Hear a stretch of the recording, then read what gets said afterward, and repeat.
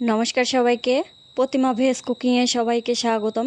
আজ আমি তোমাদের সাথে বাসায় তৈরি মজাদার নুডলস রেসিপি শেয়ার করব। এই নুডলসটা তৈরি করতে মেন উপকরণ লাগবে আলুটা আমি ভালো করে সেদ্ধ করে নিয়েছিলাম আর তারপর গ্রেট করে নিয়েছি। এই আলুটা এবার বড় একটা বাটিতে পুরোটাই দিয়ে দেব। পুরোটা আলু দেয়া হয়ে গেছে। আর দিয়ে দেব এখানে 4 চা চামচ আটা। এখানে তোমরা চাইলে আটার পরিবর্তে ময়দাও ব্যবহার করতে পারো। এই নুডলসটা বানাতে গেলে আটা এবং ময়দা দুটোর ভিতরে যে কোনো একটা উপকরণ লাগবেই। আর এবার দিয়ে দেব কর্নফ্লাওয়ার 2 চা চামচ দিয়েছি। এবার দিয়ে দেব পরিমাণ মতো লবণ দেয়া হয়ে গেছে। এবার সব কিছু ভালো করে মিশিয়ে নেব। আর এই ডোটা মাখার সময় কোনো প্রকার জল ব্যবহার করা যাবে না। যতটা শুকনো শুকনো করে মাখা যাবে ততটাই কিন্তু নুডলসটা বানাতে সুবিধা হবে। ভালো করে হাত দিয়ে চেপে চেপে এই ডোটা মাখিয়ে নিয়েছি।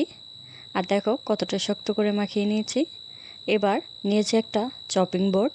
সেই চপিং বোর্ডের ওপর কিছুটা আটা দিয়েছি। এবার যে ডোটা মাখিয়ে রেখেছিলাম সেখান থেকে অল্প করে একটু হাতে তুলে নিয়েছি।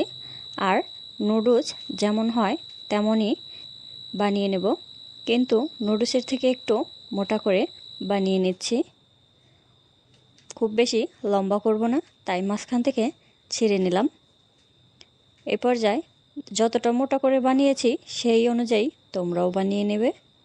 একটা বানিয়ে নিয়েছি, আরও একটা বানিয়ে দেখাবো। আর একইভাবেই কিন্তু সবগুলো লম্বা লম্বা করে বানিয়ে নিতে হবে। তোমরা চাইলে আরেকটু চিকন করেও বানিয়ে নিতে পারো। 2টা বানিয়ে নিয়েছি আর একইভাবে সবগুলোই বানিয়ে নেব। সবগুলো বানিয়ে নিয়ে একটা থালায় আটা দিয়ে মাখিয়ে রেখেছি। এই আটা দেওয়ার কারণে একটার সাথে আরেকটা লেগে যাবে না, ঝরঝরে থাকবে। এবার এগুলো সেদ্ধ করে নেব। চুলায় প্যান বসিয়ে দিয়েছি আর দিয়ে দিলাম পরিমাণ মতো জলটা একটু গরম হয়ে আসলেই এবার যে নুডলসগুলো বানিয়ে রেখেছি সেগুলো দিয়ে দেব। ধীরে ধীরে দিয়ে দিতে হবে আর চুলার আঁচটা সেই পর্যায়ে মিডিয়াম রাখতে হবে। নুডলসগুলো দেয়া হয়ে গেছে আর এই নুডলসগুলো আমি 2 মিনিট সেদ্ধ করে নেব। এর বেশি সেদ্ধ করব না। একটা বলক চলে এসেছে, এবার একটু নেড়ে দেব। আর নুডলসটা কিন্তু সেদ্ধ হয়ে গেছে।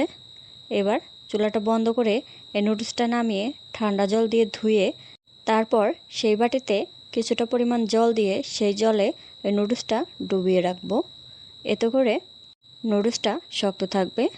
আর চুলায় দিয়েছিলাম সয়াবিন তেল আর দিয়ে দিলাম গোটা জিরা। তোমরা চাইলে জিরাটা অ্যাভয়েড করতে পারো। আর দিয়ে দিলাম টমেটো বাটা আর দিয়ে দেব পরিমাণ মতো হলুদ গুঁড়া। এই রেসিপিটা করতে বেশি বেশি টমেটো বাটা হলে খেতে বেশি মজা লাগে।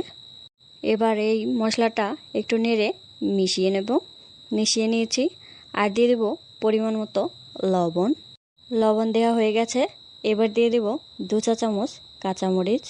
এখানে ঝালটা তোমরা তোমাদের পছন্দ অনুযায়ী দেবে। এবার সব কিছু ভালো করে মিশিয়ে মশলাটা একটু কষিয়ে নেব। মশলাটা কষিয়ে নেওয়া হয়ে গেছে। এবার দিয়ে দেব পরিমাণ মতো জল দেওয়া হয়ে গেছে। এবার নেড়েচেড়ে মিশিয়ে নেব। এখানে আমি আরও একটু জল দেব, কারণ নুডলসটা দেওয়ার পর নুডলসের ভিতরে মশলাগুলো ঢুকতে হবে। সেই অনুযায়ী জলটা একটু বেশি করেই দিয়েছি। এবার ঝোলটা ফুটে এসেছে। এবার সেদ্ধ করা নুডলসগুলো দিয়ে দেব। আর দেখো জল থেকেই তুলে তুলে এবার নুডলসগুলো দিয়ে দেব। আর দেখো কতটা ঝরঝরে হয়েছে।